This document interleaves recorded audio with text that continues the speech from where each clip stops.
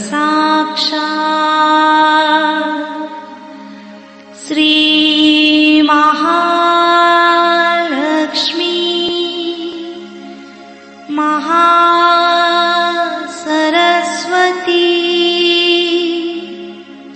महाकाली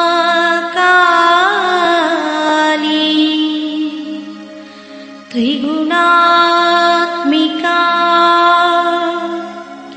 कुंडलिनी साक्षात् श्री आदिशक्ति माताजी श्री निर्मला देवी नमो नमः। ॐ त्वमेव साक्षात् श्री कल्की साक्षात् श्री आदिशक्ति माताजी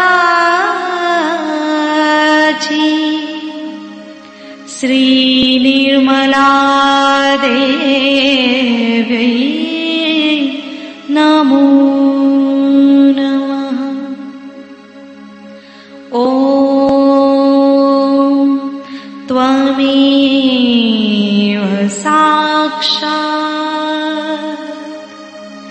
श्री कल्की साक्षात्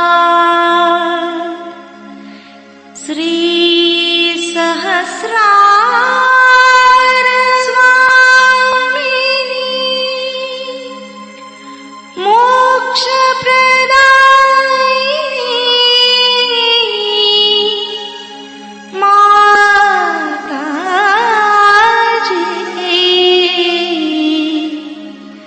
श्री निर्मला देवी नमो नमः।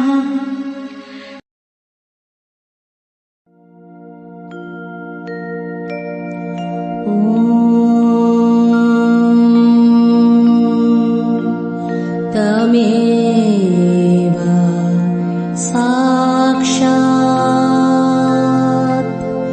श्री गणेश साक्षात् श्री आदिशक्ति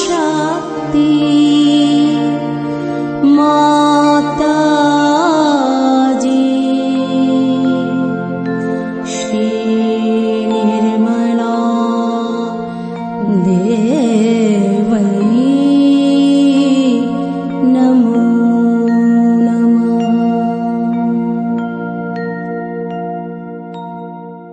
जय माता जी।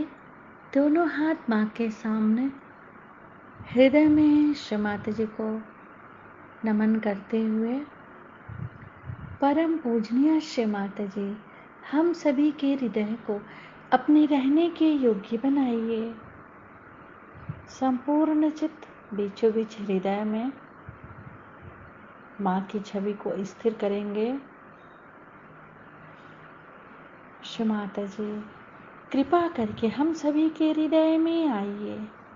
श्री माता जी, हम सभी आपसे बहुत प्रेम करते हैं, कृपा करके हमारे ध्यान में आइए।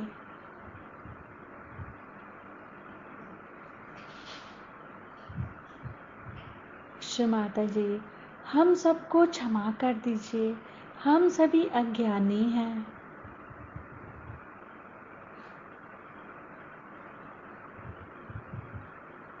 अपने हृदय में बीचों बीच माँ की छवि को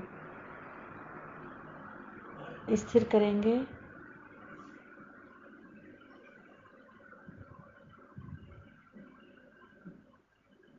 धीरे धीरे अपने संपूर्ण चित्त को दोनों हाथों पे, एक एक अंगुलियों पे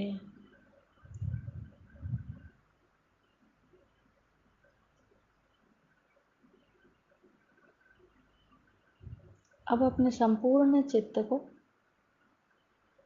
पूरे भवसागर पे चित्त को क्लॉकवाइज 7 टाइम्स घुमाएंगे।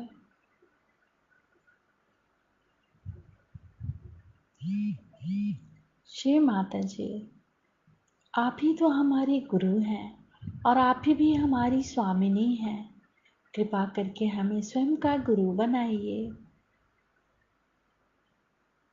चित्त को क्लॉकवाइज घुमाते रहेंगे पूरे भवसागर में। गुरुर्ब्रह्मा गुरुर्विष्णु गुरुर्देवो महेश्वरा गुरु साक्षात् परब्रह्म तस्मै श्रीमान निर्मलमा नमो नमः। अपने संपूर्ण चित्त को भवसागर में ही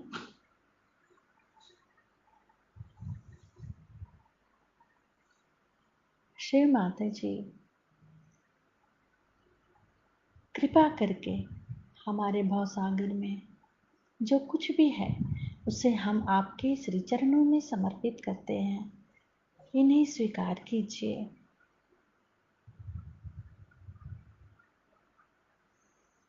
दोनों हथेली के भवसागर पे चित्त रखेंगे। पहले बाएं हथेली के भवसागर को चित्त द्वारा देखेंगे, फिर दाएं हथेली के भवसागर को चित्त द्वारा देखेंगे। दोनों हथेली के भवसागर को एक साथ देखेंगे।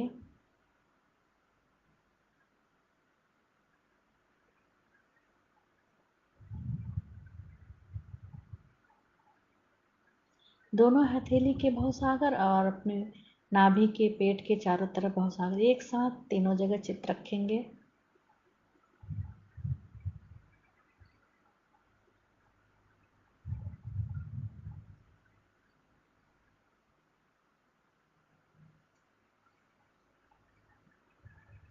अब धीरे धीरे अपने संपूर्ण चित्त को सेंटर हार्ट, सेंटर विशुद्धि, फ्रंट आज्ञा पर राइट हैंड रख के श्री निर्विचारिता मंत्र ओम त्वमेव साक्षात् श्री निर्विचारिता साक्षात् श्री आदि शक्ति माता जी श्री निर्मला देव्यै नमो नमः।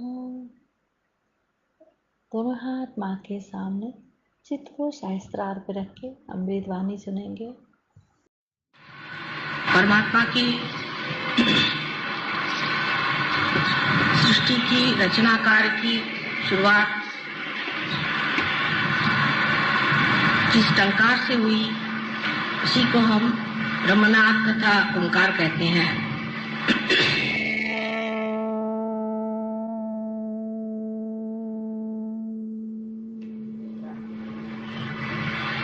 इस टंकार से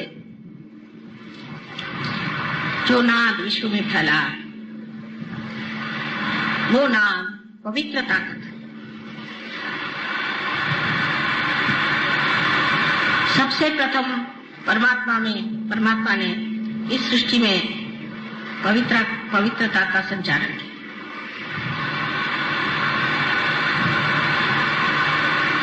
सर्व वातावरण को पवित्र करके पहले उन्होंने पुनीत किया। जो चैतन्य स्वरूप आज भी आप लोगों को जाना जाता है, आप जान सकते हैं, उसे महसूस कर सकते हैं, उसकी प्रचीति आपको मिल सकती है। वही ओंकार आज चैतन्य स्वरूप आपको भी पवित्र कर रहा है। श्री गणेश की पूजा हर पूजा में हम लोग करते हैं और आज तो उन्हीं की पूजा का बड़ा भाई आप लोगों ने आयोजन किया है। लेकिन जब हम किसी चीज की पूजा करते हैं तो उनमें बहुत सारी विविध स्वरूप की मांगे होती हैं। कुछ लोग होते हैं कामार्थी होते हैं, कुछ लोग पैसा मांगते हैं, कुछ लोग कहते हैं हमारा कार्य ठीक से हो जाए, कुछ कहते हैं कि हमारी दुनिया में बड़ी शोहरत हो जाए, बहुत हमें फेम मिल जाए, सब दूर हमें बड़ा मान मिले। कोई कहता है कि हमारी नौकरी अच्छे से चली तो अच्छा है, कोई कहता हमारा बिजनेस चलना चाहिए, कोई कहता हमारे मकान बनने चाहिए। ये सब कामार्थ की बात है। और इसी तरह से मनुष्य की मांगे होते होते वो गणेश की पूजन करता है। यहाँ पर जो सिद्धि विनायक है उसकी भी जागृति मैंने बहुत साल पहले की थी। उससे सब लोग उसे सिद्धि विनायक के पास जाकर के हमें ये चीज दे दो, हमें वो चीज दे दो मांगते हैं। लेकिन ये सिद्धि विनायक ये चीज देने वाला नहीं है, ये वस्तु देने वाला नहीं है। उसके लिए तो बहुत से दुनिया में चमत्कार करने वाले बैठे हैं जो आपको हीरे दे देंगे, पन्ने दे देंगे और आपका सर्वस्व छीन लेंगे। ओंकार स्वयं निराकार, उसका कोई आकार ही नहीं। सो सर्वप्रथम जो श्री गणेश का स्वरूप था वो निराकार। आज हम उनकी साकार में पूजा करते हैं, लेकिन सहयोगियों को जानना चाहिए कि हमारे जीवन का अंतिम लक्ष्य क्या है, हम क्या चाहते हैं, उसकी पूर्ति हमने की है। Have we fulfilled our destiny? हम किस लिए सहयोग में आए? इसलिए आए कि हमारी तंदुरुस्ती ठीक हो जाए, हमारा बिजनेस ठीक हो जाए और हमें बड़ी मान्यता मिले, इलेक्शन में जीत जाए। ये तो सभी मानते हैं, इसमें कौन सी विशेषता है? लेकिन सहयोगियों को ये सोचना चाहिए कि आज जो हम एक नए स्तर पे उठ खड़े हुए हैं, एक नए मंजिल पर खड़े हुए हैं, तो इससे हमें क्या पाने का है और हमारी क्या इच्छा है। फिर यही बात आती है कि जिस गणेश को आप पूछते हैं आज साकार में, उसे निराकार में प्राप्त करना है, उसको अपने अंदर प्राप्त करना है, अपने अंदर विराजना है। ये नहीं कि गए उनको फूल चढ़ा, ये तो सभी करते, उनको फूल चढ़ा दिया, उनकी पूजा कर ली, माँ की भी पूजा हो गई, गौरी की भी पूजा हो गई, लेकिन उनकी शक्ति आपके अंदर आप संग्रहित कर सकते हैं, उसका आप परिणाम दे सकते हैं। आप उससे अपने चित्त को, अपने मन को, बुद्धि को, वाणी को भी शुद्ध कर सकते हैं और उसके अलावा आप दूसरों को भी ये शुद्धि दे सकते हैं। ये गणेश ही के जैसा आपको हमने बनाया, हमने आपको आत्म साक्षात्कार जिस तरह से गणेश को बनाया गया उसी प्रकार आपको बनाया, उसमें कोई फर्क नहीं, एक ही तरह से, एक ही ढंग से बनाया। लेकिन कहाँ गणेश?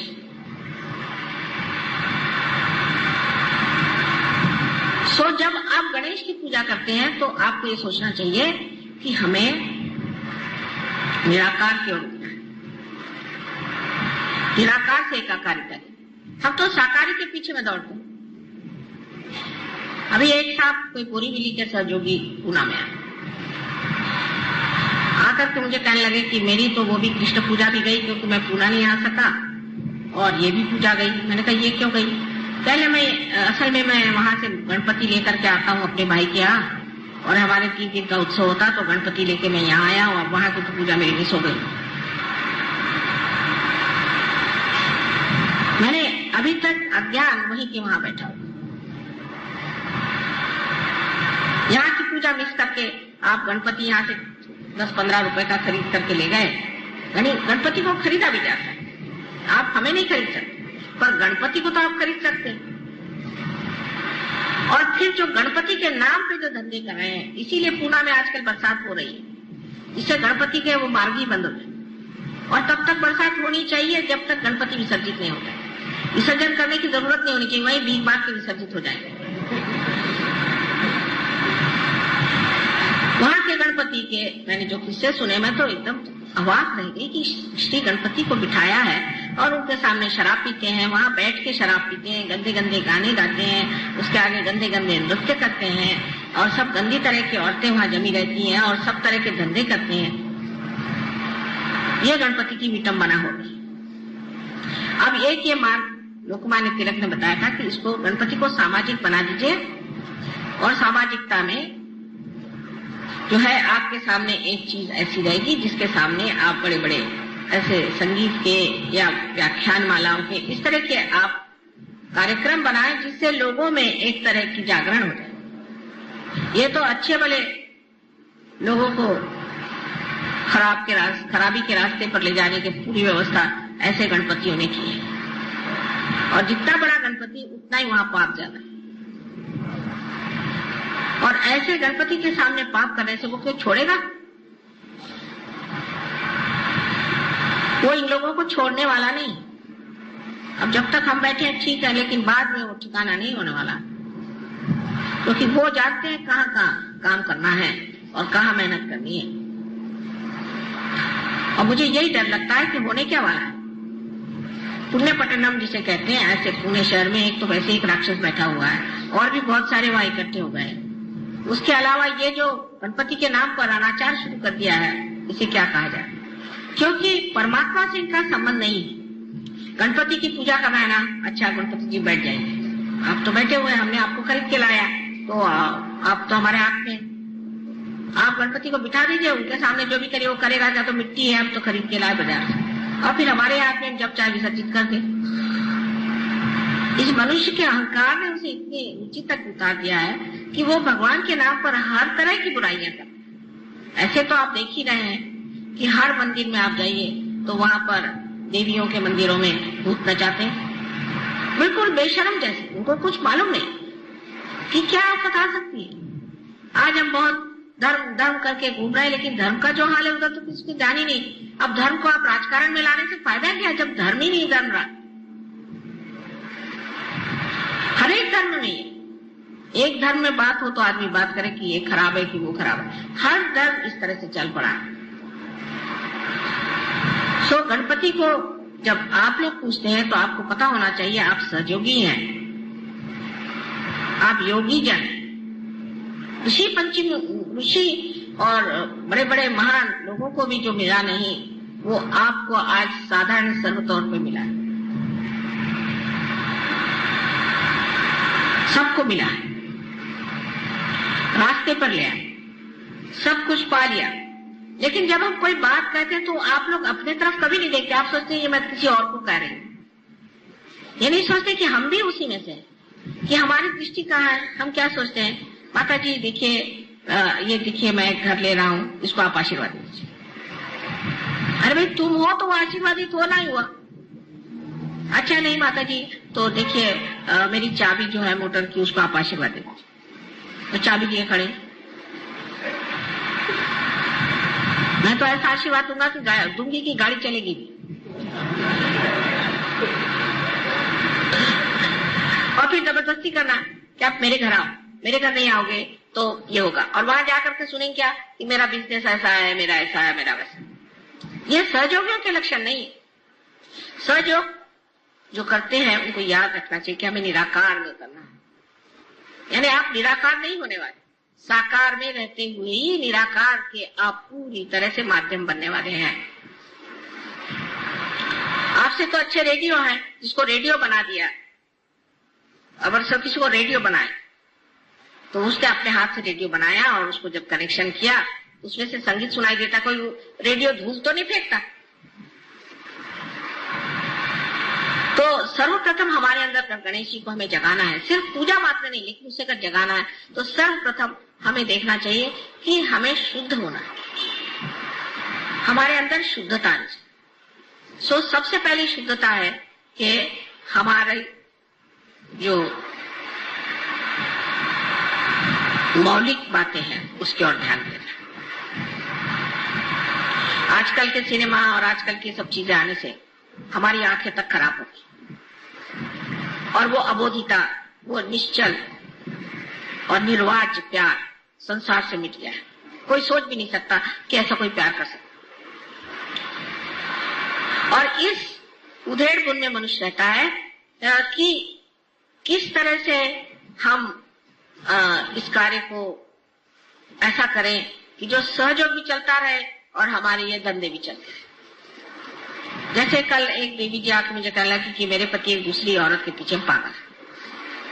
मैंने कहा उसको छोड़ो, यही कहने, वो तो कहे मैं परम सहयोगी हूँ, मुझे कैवल्य मिल गया और माता जी से संबंध मेरा और है और ये संबंध मेरा और है। मगर के ऊपर चढ़ के आप नाव में नहीं उतर सकते। और जो लोग इस तरह के कामों में और इस चीज में अभी भी उलझ रहे हैं, उनको उचित है कि वो सहयोग छोड़ के और हमें रिहाई दे और अपने से छुट्टी पाए। तो उनका जो होना वो तो होगा ही, लेकिन सहयोग बेकार में बदनाम होगा। अभी भी अगर चित्त इस तरह से उलझता है तो समझ लेना चाहिए कि जिसे कहते हैं कि बिल्कुल ही बुनियादी चीज, बेसिक्स आपने नहीं पाए हैं गणेश जी के, बेसिक्स। जरा महाराष्ट्र में ये चीज कुछ अकल कम है लोगों को, औरतों के पीछे भागना कुछ समझ नहीं आता, ये कुछ अजीब चीज मानी जाती है। यहाँ कुछ बस अपने यहीं कहीं किसी से शादी हो जाए, चलो वही अपनी बीवी हो गई, इस तरह से वो आ जाता है। यहाँ पे औरतों का पागलपन नहीं है। पर मैंने सुना कि साउथ इंडिया में भी बहुत है। एक कोई राजा थे, उनके सुनते हैं कि 12,000 पत्नियां थी। बड़े आश्चर्य की बात है। और उनमें से कुछ तो पैदल चलती थी बेचारी, कुछ पालकी में चलती थी, कुछ घोड़े पर, कुछ हाथी पर। फिर उनको ये इच्छा हुई कि एक और औरत करनी चाहिए, तो उन्होंने उस औरत की कोशिश करी। जब उसके लिए कोशिश करी तो वो उसने मना कर दिया कि मुझे नहीं आप क्या इसमें शामिल होना। तो उन्होंने चढ़ाई कर दी। उस वक्त एक मुसलमान राजा वहां पर था, तुगलक। उसने उस चढ़ाई का मुंह तोड़ जवाब दिया और वो हार गया और उसकी 12,000 औरतें भी भाग गई। उसको एक औरत कठिन गई।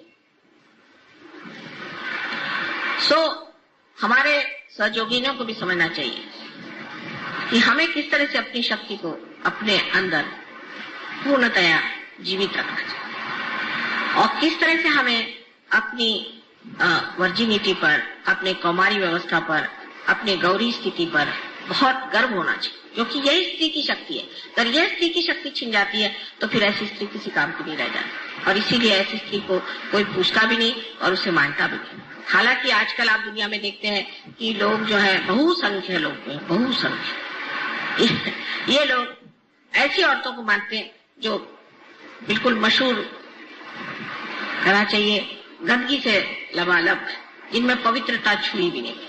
ये जो बहुसंख्य है ये एक ही मार्ग से जा रहे हैं अपने नर्क की ओर। बहुसंख्य जाएंगे और वहां बहुसंख्यों का जो हाल होने वाला है वो मुझे आज ही दिखाई दे रहा है। बहरहाल आप बहुसंख्य नहीं है, आप अल्पसंख्य हैं और आपकी स्थिति और है। इसलिए जान लीजिए कि इस तरह के कामों में उलझना आपको बिल्कुल शोभा नहीं देता। और अभी भी थोड़े थोड़े लोगों में मैं देखती हूँ उनका चित्त इधर उधर बहुत घूमता है। यह तो सबसे प्रथम चीज हमें जाननी चाहिए कि हमारी नैतिकता जो है, कम से कम हमारी नैतिकता ठीक होनी चाहिए। अब दूसरी जो चीज हिंदुस्तानियों में है, खास करके जो परदेश में छूटी है, उनका नैतिकता का बल कम है, लेकिन भौतिकता का बल वहां जबरदस्त है, क्योंकि उनको भौतिक चीजों में कोई दिलचस्पी नहीं, भौतिक चीज उनको कोई मनोरंजक नहीं लगती। पर हिंदुस्तानियों की तो आके हर एक दुकान में जब तक उसका सब एडवर्टीजमेंट पढ़ के वो न हो जाए तब तक उनको चैन नहीं आता। हर पीछे मुड़ मुड़ के पढ़ेंगे हर एडवर्टीजमेंट, यहाँ क्या मिलता है, वहां क्या मिलता है, यहाँ क्या खरीदना, वहां क्या। और जब प्रदेश में भी ये जाते हैं तो बाजारी की धुन में रहते, बहुत शर्म आती। और जब यहाँ से भी प्रदेश में जाते हैं, जो शादी वादी होके जाते हैं, वो तो इस कदर भौतिक लोग होते हैं कुछ समझ में नहीं आता कि उनकी भौतिकता क्या है। गणपतिपुणे में भी ऐसा दिखाई देता है कि लोग यानी ये कि भाई साहब हमें एक चीज मिली है लेकिन अभी तक हमें ये चीज नहीं मिली तो ये भी दे दीजिए। कितना ओछा, सब पैर की ठोकर पे होना चाहिए। तब आपने कहीं अपनी आंख उस निराकार के ओर उठाई कि जहां सारी भौतिकता ठोकर पे। जब तक ये शान आपके अंदर नहीं आएगी तो आप कहाँ के सहयोगी हो सकते हैं। तुकाराम को देखिए, ठीक है आप जिस पोजीशन में हैं उसके तरह से रहिए। जैसे राजा जनक थे, राजा थे तो राजा बन के रहते थे, पर सब ठोकरों पे चीजें रखते थे। और जब तक आपके अंदर ये भौतिकता बंधी हुई है तो आपका पहला ही जो चरण है वो मंदिर में ही नहीं आ सकता। श्री गणेश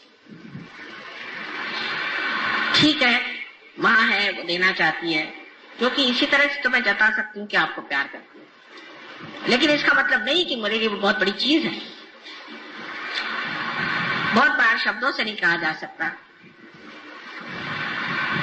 मेरे कटाक्ष को आप समझ नहीं पाते, तब हो सकता है चीजों से ही मैं जाहिर करना चाहती हूँ कि मैं आपके साथ हूँ और आप मेरे साथ हैं, आप मेरे बच्चे हैं। लेकिन इसका मतलब नहीं कि आप पागलों जैसे भौतिकता पे लूटे रहे। और कभी कभी तो इतना कमाल होता है कि किसी को कोई चीज दे भी दो तो कहते साहब ये तो चीज मैं पहनती नहीं हूँ, मुझे ये चीज नहीं चाहिए, मुझे दूसरी चीज वैसी मैं पहनती। धन्य आप। अरे भाई, शबरी के जिन्होंने झूठी बेर खा है, विदुर के घर जिन्होंने जाके साग खाया, ऐसे सब महान हमारे साथ लोग हैं और आपके सामने भी हैं, आपसे कोई छिपे नहीं। तो फिर इस तरह की बातें करना, ओछापन, छोटी चीज, अगर माँ ने छोटी सी भी चीज दे दी तो वो बहुत ऊंची समझ के सर पे रखना। ये तक अगर आपको नहीं आता है तो आपकी सारी फैशन और आपके सब बेकार।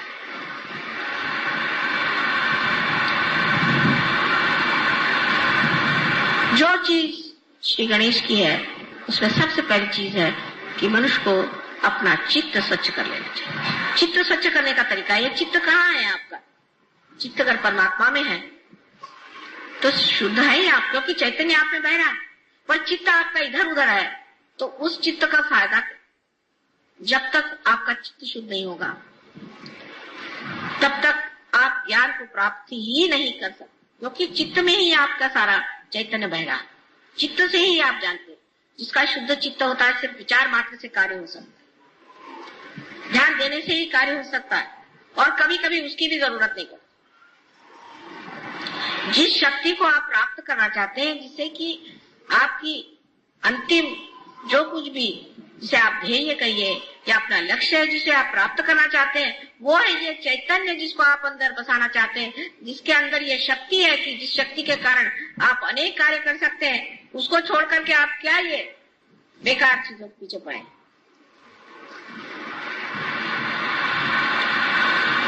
चित्त सारा इसमें रहेगा कि सहयोग में आने से हम कितने रुपए पैसे कमा सकते हैं, नहीं तो क्या क्या चीज मार सकते हैं। उससे जरा ऊंचे उठे तो इस पे चित्त रहेगा कि हम किस तरह से अपनी बीमारी ठीक कर लें।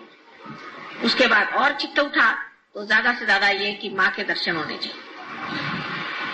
अब हर जगह से, कभी औरंगाबाद से तो कभी आपके संगमनेर से तो कहीं से लोग बस आ जमते, दिल्ली से, कलकत्ते से जम गए।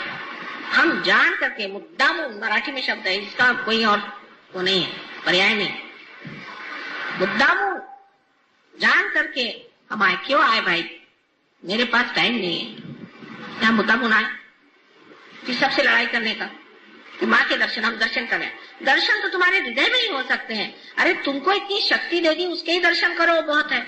हम तो शक्ति ही है ना, हमें निराकार में तुमने प्राप्त नहीं किया है, इसलिए दर्शन चाहिए। कि बैठ करके घंटों इधर की बात उधर की बात समय बर्बाद करना क्या जरूरत है? शक्ति स्वरूप होने में आप स्वयं शक्ति हो सकते, लेकिन ये रुकावटें कब जाएंगी और कब हम समझेंगे कि हम स्वयं वो शक्ति स्वरूप हो सकते हैं और हमारे अंदर इतनी शक्तियां हैं, उसके अंदर हमें रमान होना चाहिए, जिसके कारण कुछ भी न करते हुए सारा काम हो जाए। लेकिन ये विचार दिमाग में नहीं आ सकता आसानी से। अज्ञान ही नहीं है, सिर्फ अज्ञान हो तो मैं कहूँ ठीक है, सिर्फ अज्ञान ही, अज्ञान ही नहीं है, लालच जो जकड़े हुए हमें, और दूसरी ममता, माया, ये मेरा लड़का, ये मेरा बेटा, ये मेरी बेटी।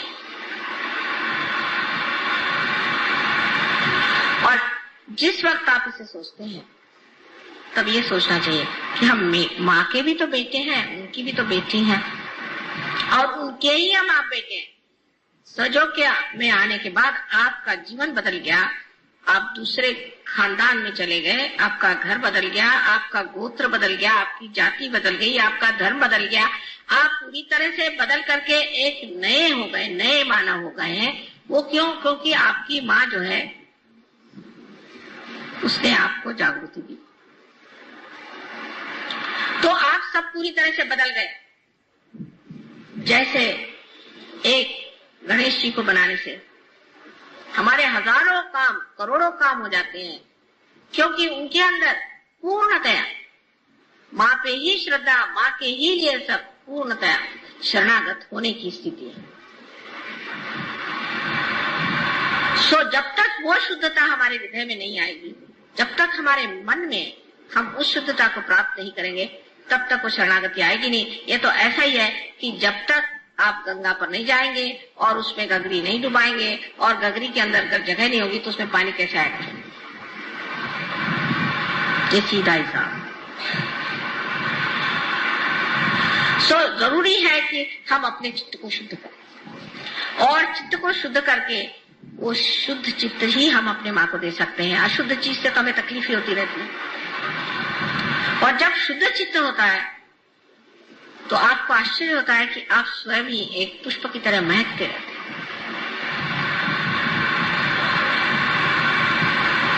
और आपको देख करके मैं भी बहुत प्रसन्न हो जाती हूँ कि हाँ, क्या मेरा बेटा खड़ा हुआ है, क्या मेरी बेटी खड़ी है।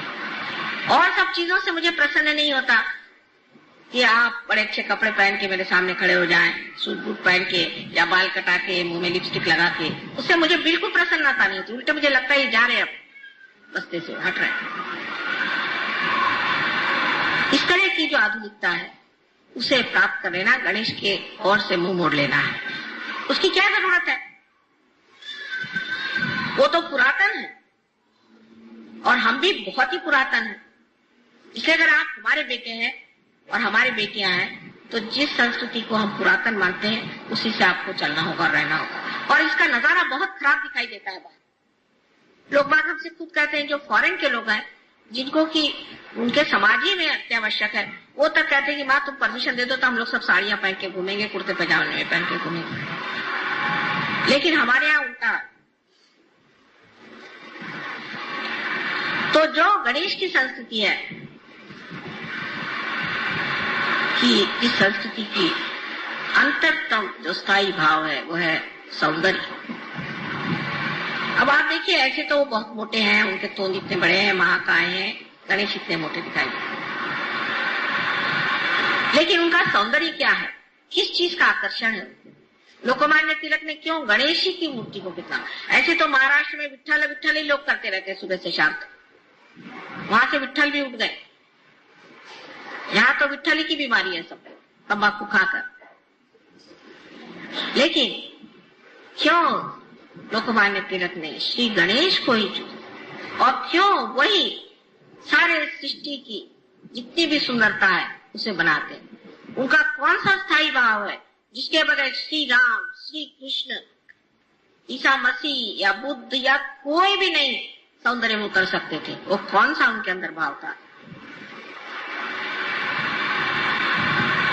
उनके अंदर वही बाल्य स्वभाव, एक बालक का स्वभाव, इसमें अबोधिता, इनोसेंस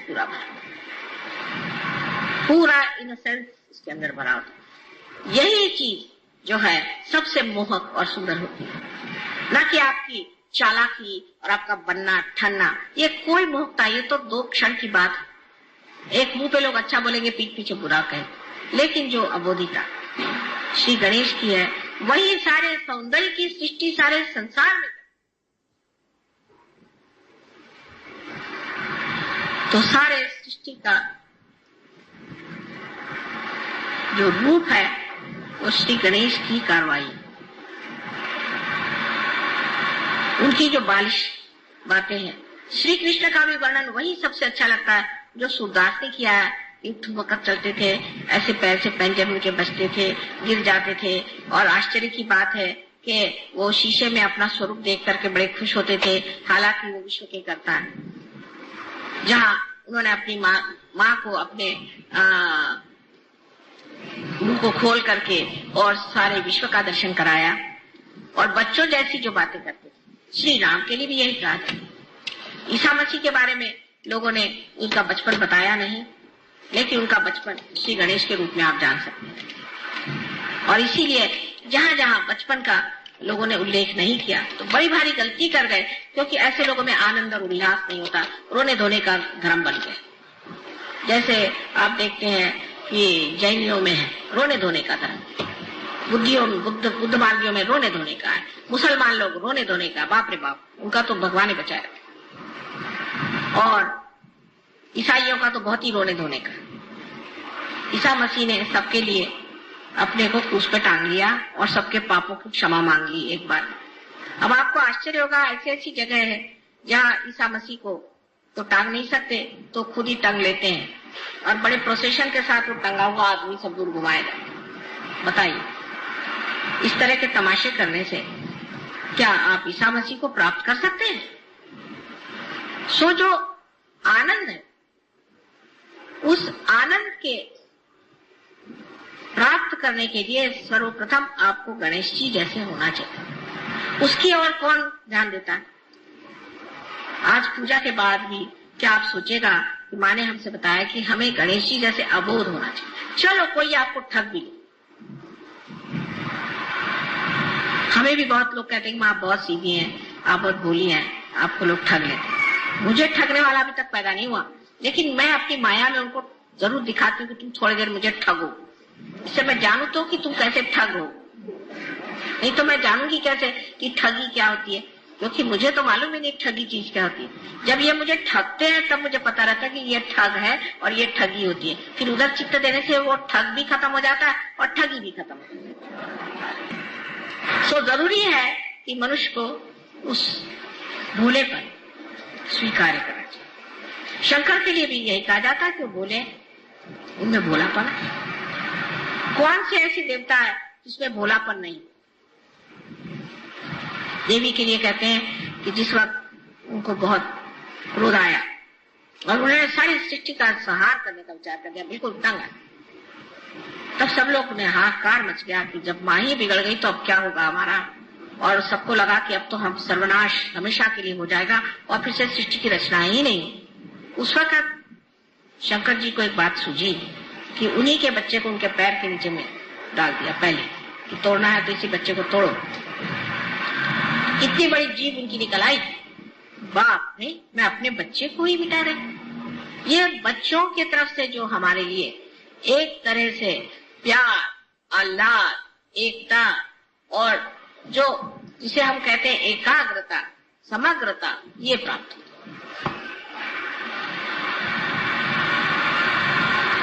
सबने कहा है कि बच्चों के कारण दुनिया एक हो जाती है।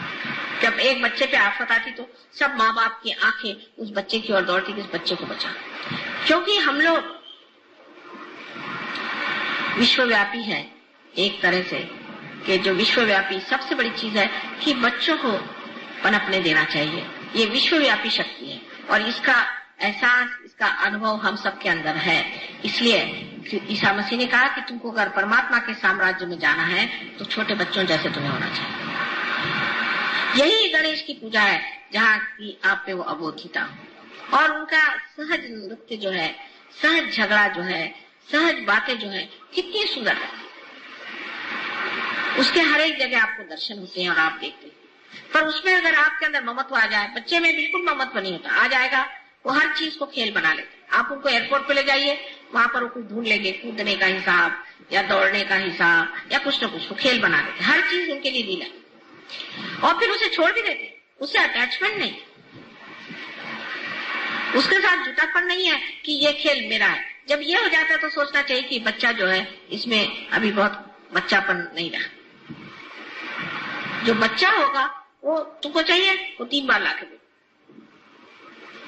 कोई खेल खेल रहा है छोड़ के भाग जाएगा दूसरा, उसको किसी के प्रति ये नहीं लगता है कि इससे हमें चिपकना चाहिए या कुछ रहना चाहिए। वो जो भोलापन है, उस भोलापन में जो एक चीज की न्यूनत्व है जो आप पे पूरी हो गई है कि उनको कोई ज्ञान नहीं, बगैर ज्ञान के भोलापन, लेकिन आपने ज्ञान को पाया है और उसका सरताज आपका भोलापन। इतने बड़े ज्ञान को प्राप्त करके भी अगर हमसे उस चीज की प्राप्ति नहीं हो सकती, उस गणेश की श्रद्धा और उसकी समर्पण शक्ति को हम प्राप्त नहीं कर सकते, तो बाकी सब कला तो व्यर्थ ही है एक तरह से। मेरे ख्याल से बिल्कुल ये कुछ मशीन की बात है।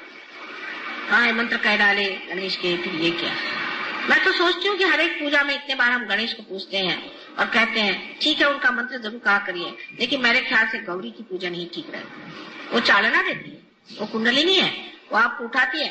गणेश को आप साकार ही में देख सकते हैं, अभी निराकार में देख नहीं पाते हैं, क्योंकि अभी तक आपने गौरी का संचालन नहीं किया और गौरी का आश्रय नहीं लिया। आप सिर्फ गणेश को देखना चाहते हैं। आज गौरी का ही दिन है। ऐसा कुछ इत्तेफाक है कि सहयोग में हमेशा सहूलियत से पूजा होती है, ये नहीं मुहूर्त पे नहीं होती। कुछ भी हो सहूलियत होनी चाहिए। अभी संडे का रोज होना चाहिए, नहीं तो सबको ये नहीं। और संडे के रोज में भी वो टाइम होना चाहिए जब सिनेमा नहीं। मैंने आज तक कोई संडे को सिनेमा ही नहीं देखा और समझ में नहीं आता कि मुझे उसमें सिनेमा होता है कि नहीं होता है। पर संडे को सिनेमा होता है, इसलिए पूजा सवेरे ही रखना अच्छा है। माँ जल्दी आप खत्म करना, क्योंकि उधर सिनेमा का टाइम हो जाएगा। ये अगर हमारी स्थिति है तो क्या फायदा है गणेश जी की पूजा करने का। अगर हमारा चित्त ऐसी ही चीजों में उलझा हुआ है तो आप लोग ये समझ लीजिए कि इसका कोई इलाज हम नहीं कर सकते, इसका कोई इलाज नहीं। सो चित्त को जो है हर समय आपको देखते रहना चाहिए कि इसमें कौन से विचार खड़े हो रहे हैं। इस पर नामदेव ने कहा हुआ है कि जैसे एक छोटा बच्चा हाथ में पतंग की डोरी लिए हुए सबसे बात कर रहा है, खेल रहा है और हंस रहा है, मजाक कर रहा है, लेकिन उसका चित्त पूरा उस पतंग की ओर है। उसी प्रकार एक योगी जन को अपना चित्त पूरा उस पतंग पे रखना चाहिए, अपनी आत्मा की। नहीं तो ये सारी शक्तियां जो दी भी हैं उनकी कोई पूर्ति नहीं हो सकती, उसका कोई प्रादुर्भाव हो नहीं सकता, कोई स्फोट नहीं हो सकता। लोग बहुत से पूछते हैं कि माँ क्यों ऐसा होता है। जैसे कि आप जानते हैं कि कोई सी भी स्पुतनिक जैसी चीजें जो कि आकाश में और अंतराल में जो फेंकी जाती हैं, उसका तरीका यही है कि जब एक के अंदर एक बिठाए जाते हैं और जब एक पहला एक हद तक पहुंचता है तो उसमें एकदम स्फोट होकर दूसरे को ढकेल देता है, फिर दूसरा वाला फिर स्फोट होता है, उससे दूसरा ढकेला जाता है। इससे एक्सेलरेट होती है उसकी शक्तियां, माने उसमें एकदम बढ़ावा जाता है। ऐसा स्फोट हमारे अंदर क्यों नहीं होता? क्योंकि अभी भी हम 10 पैसे में खरीदे जाने वाले गणपति जैसे ही हैं। इस वजह से अगर असली गणपति हो उसका स्फोट होना चाहिए और लोगों को पता चलना चाहिए कि एक एक आदमी क्या कमाल का है। वैसा नहीं होता है। हम अपने ही चीजों में उलझे रहते हैं, अपनी बातों में, अपने ही बारे में सोचते हैं और हर समय सोचते हैं कि इसमें हमारा क्या लाभ है सहयोग में आने से। असल में पूरा ही लाभ, पूरा ही लाभ, क्योंकि जिस वक्त आप अपने सिंहासन पर बैठ गए तो पूरा राज आपका ही है। लेकिन आप सिंहासन पर न बैठते हुए हर दरवाजे जाके भीख मांगेंगे तो आप तो भिखारी ही है। आपको सिंहासन बसाने से फायदा क्या? और सिंहासन पर बैठ करके भी आप कहें कि भाई माता जी को आप थोड़ा रुपया पैसा दे दो, तो इस चीज का क्या अर्थ लगता? गणेश की शक्ति अगर अपने अंदर जागृत करनी है तो सबसे प्रथम जानना चाहिए कि हमें निराकार की ओर चित्त देना चाहिए, चैतन्य की ओर देना चाहिए और चैतन्य जो हमारे अंदर से बह रहा है उसको देखना चाहिए। जिनका चैतन्य दूषित है वो यही कहेगा मुझे भूत लग गया। क्यों लगा? गणेश को कभी भूत नहीं लग सकता। तुमको तो अपने शरीर में मैंने स्थान दे दिया, ऐसा तो किसी ने किया होगा। और मैं तकलीफें उठाती हूँ आपकी सफाई के लिए, लेकिन आप लोग अपनी सफाई क्यों नहीं कर सकते? और आके लोग कहेंगे माँ मेरा आज्ञा पकड़ गया, मुझे अहंकार हो गया। क्यों हुआ? जब करने वाला परमात्मा है फिर आपको अहंकार क्यों? उसकी वजह यह है कि अपने दोषों को हम नहीं देखते हैं, दूसरों में टाल देते हैं और कह देते हैं कि ये तुम्हारा काम और ये तुम्हारी वजह से। उसके उल्टे श्री गणेश, उनको पता पर चल जाए और मेरी अगर नजर उन पे नहीं हो तो सबको ठिकाने लगा दे। मैं आपसे बता रहा, इतने वो माहिर हैं, होशियार हैं, सतर्क हैं, दक्ष हैं। वो जानते हैं कि कहाँ पर कौन बैठा है, कैसे। मुझे भी सब मालूम है, ये नहीं कि मुझे नहीं मालूम, लेकिन मैं सुरक्षित रखना चाहती हूँ आपको, लेकिन वो नहीं। वो कहते हैं ऐसे बेकार लोगों को क्यों माँ के पीछे लगाना, वो तो ऐसे ठिकाना कर दे। लेकिन सबसे बड़ी चीज जो मुझे समझ नहीं आता अब भी, कि ये सब होने के बाद आपकी वाणी शुद्ध नहीं।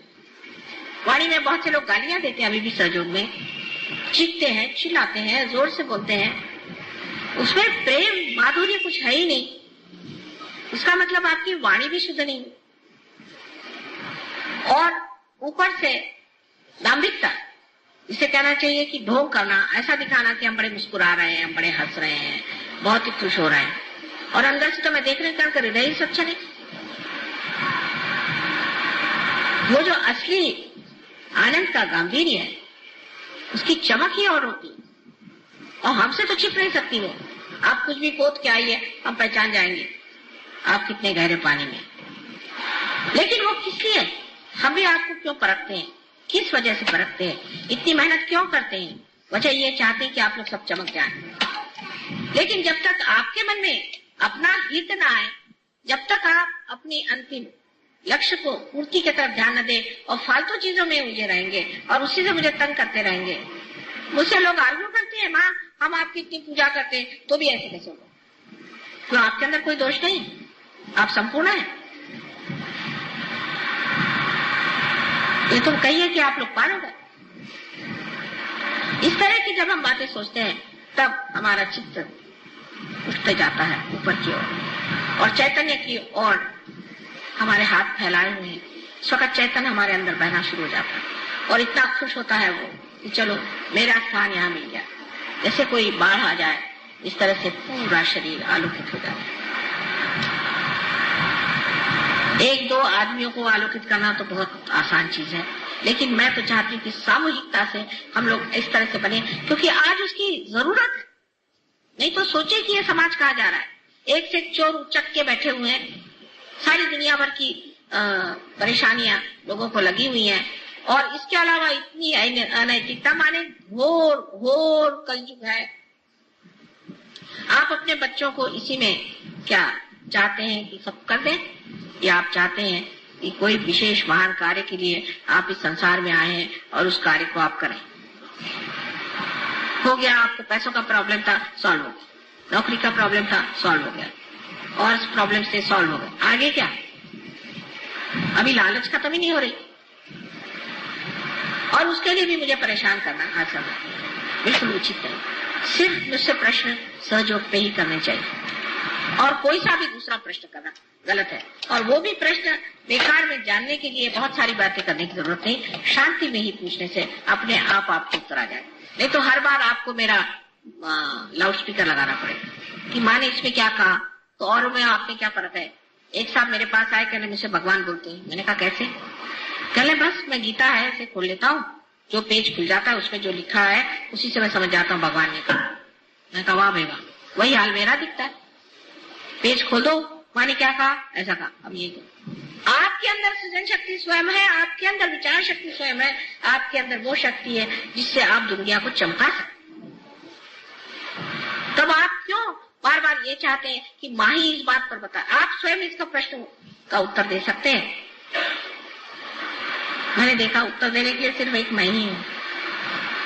मेरे सामने तो सब प्रॉब्लम्स ही लोग लेके आते हैं, उसमें ऐसा प्रॉब्लम है, उसमें ऐसा प्रॉब्लम है, लेकिन कोई ऐसा नहीं मिलता कि नहीं इसका सोल्यूशन है माँ, आप चिंता न करें, हम कर देंगे। कोई भी चीज कह रहे हैं उसमें सिर्फ शक्ति का संचार होते ही वो चीज कुछ और ही हो जाए।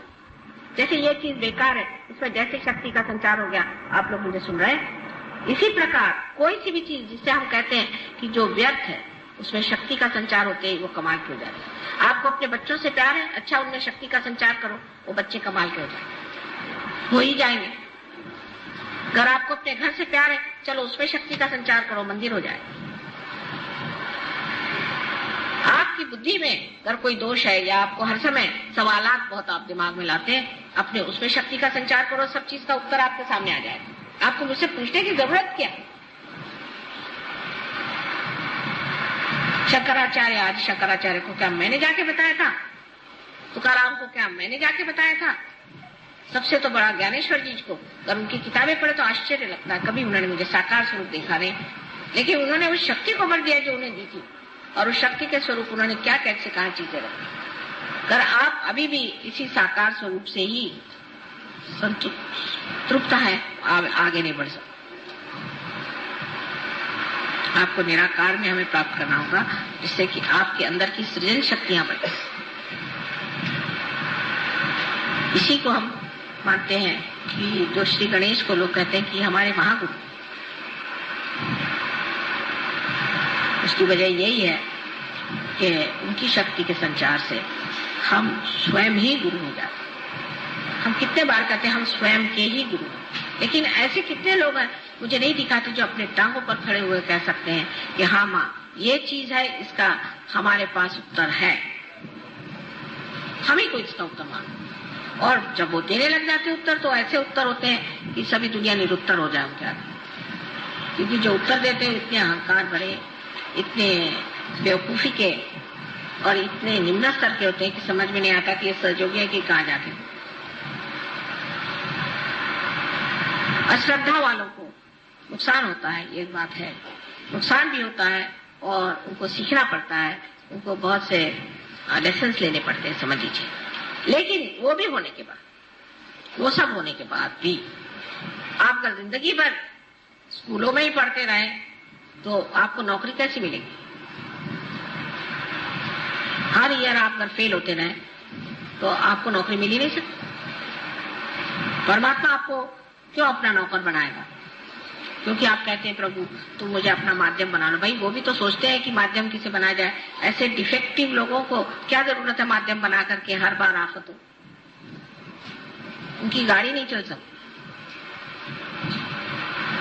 हम उनके माध्यम बनने के लिए हमारे अंदर सारी शक्तियां हैं, हमारे अंदर जागृति है। हम उसके बारे में जितना जानते हैं कोई भी नहीं जानता था। सहस्त्रार के बारे में किसी ने लिखा तक नहीं, वो तक हम जानते हैं। सारी चीज आज हमारे सामने पुस्तक के जैसे खुली हुई है। लेकिन इसका मतलब नहीं कि पुस्तक को पढ़ने से हो जाएगा या मंत्र के कहने ही से आप शक्तिशाली नहीं हो सकते। मंत्र का जो स्थायी भाव पवित्रता है और उसकी फेंक, जिसे कहते हैं कि कहाँ नजर है, जब तक दोनों चीज में सामंजस्य नहीं आ जाए, जैसे कि हाथ में पतंग हो और उड़ान उसके ऊपर हो, इसी प्रकार जब तक आपके जीवन में न हो कि हमारी उड़ान कहाँ है। बहुत से लोग ये जरूर कहते हैं माँ हमें गॉड रियलाइजेशन कब हो, इसका कोई मैं लिख के दे सकती हूँ गारंटी, और दूसरी मर्तबा गए वहां किसी की बुराई करने लगे। सादा एक क्रोध जिस आदमी को कंट्रोल नहीं हो सकता वो क्या सहयोग करे। कृष्ण ने क्रोध को सबसे पहले करने में किया, सबसे बुरा बताया। क्रोधात भी जाए, क्रोध सबसे खराब चीज, सम्मोहन लाने वाली चीज। सो हमारे अंदर जो गणेश की शक्ति है उसे जागृत करने में ये सोचना चाहिए हमें पवित्र हो, और पवित्रता में उनका सौंदर्य स्वरूप जो भोला स्वरूप हो लेना नहीं। फिर वो कहेंगे ठीक है हम गणेश है, हम हाथ में परस लेके जिसको उसको मारते थे। वो शक्ति आपके पास नहीं, वो परेशान, वो जिस दिन आपके हाथ में आएगी तो आपके हाथ में परस दिया जाएगा।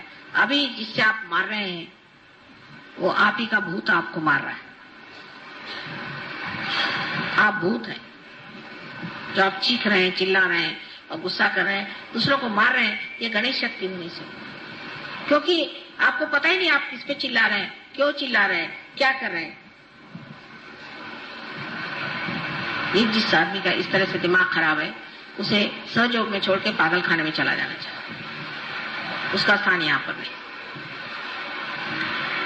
जो आज का भाषण है उसमें धार है उसी परस की, समझ लीजिए। हमें तो अधिकार, आपको अधिकार नहीं कि आप इस परस को वहां दुनिया भर में घुमाते फिरे।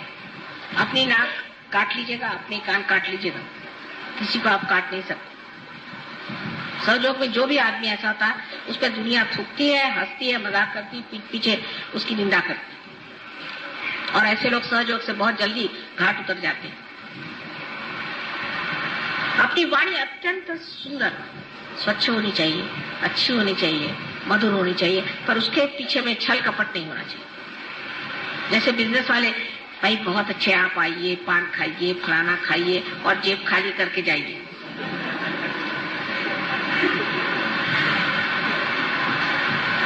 हृदय, बात हृदय से कहनी चाहिए। और जब हृदय से बात कही जाती है तो बड़ी गुणग्राही होती है, क्योंकि हृदय जो है यही सब चीज को समाता है।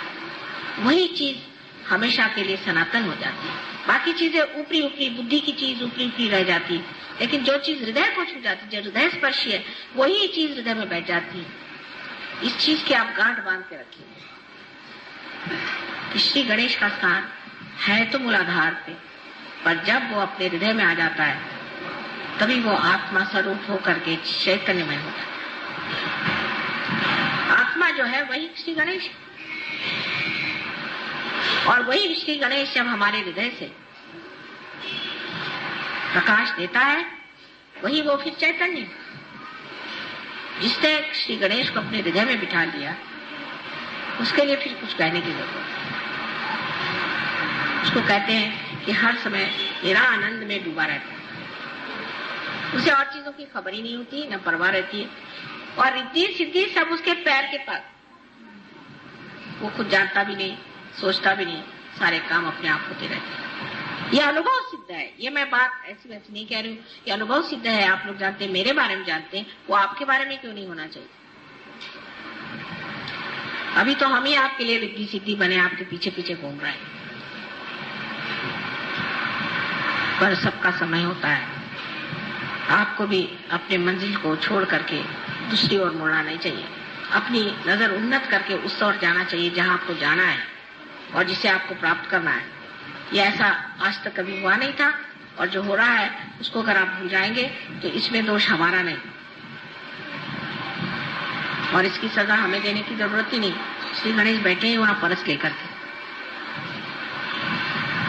इसलिए अपनी ओर दृष्टि, अपने अंदर वो गांभीर्य, श्री गणेश की जो शक्ति उस गांभीर्य से लिया, अपने अंदर वो आनंद का गांभीर्य।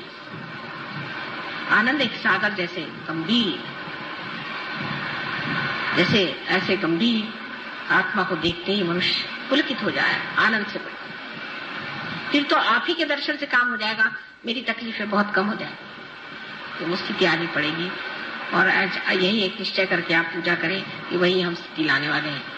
और आज विशेषकर गौरी की पूजा, कुंडलिनी की पूजा, जो हमें शक्ति चालना देती है, जो गणेश को ही वो शक्ति देती है जिसके कारण वो चलायमान है, और अब निराकार स्थिति से साकार आकर के और आप लोगों के साकार स्वरूप से ही वो आपको निराकार में उतार सकते हैं, वही वो गौरी शक्ति। तो हम शक्ति के पुजारी हैं, और जो शक्तिशाली नहीं है, निशक्त है, जो अपनी शक्ति की पूजा नहीं करता और जो अपने अंदर वो शक्ति को जगाता नहीं है और उसमें रममान नहीं होता और उसका प्रकाश नहीं देता है, उसके लिए अपने को सहयोगी कहना व्यर्थ।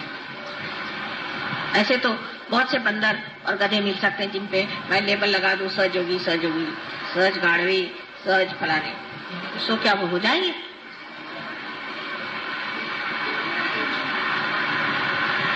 तो ये लेबल लगाने की बात नहीं है, अंदर की बात है, अंतर तब की हृदय की बात है। इसको हृदय से प्राप्त करना चाहिए, हृदय में उतरना चाहिए।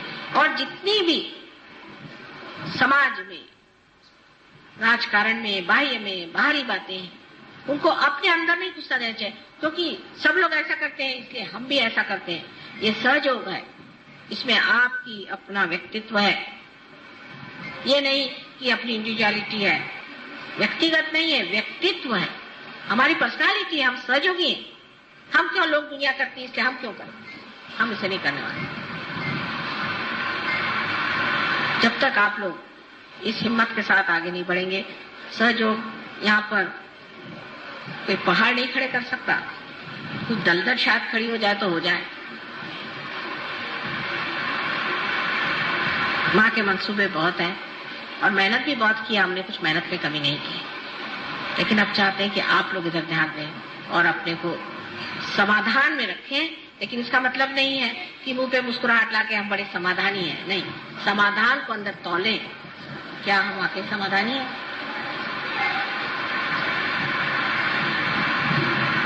आशा है आप लोग सब पूरी तरह से ध्यान करेंगे और ध्यान की ओर अपना पूरा सर्वस्व लगाएंगे,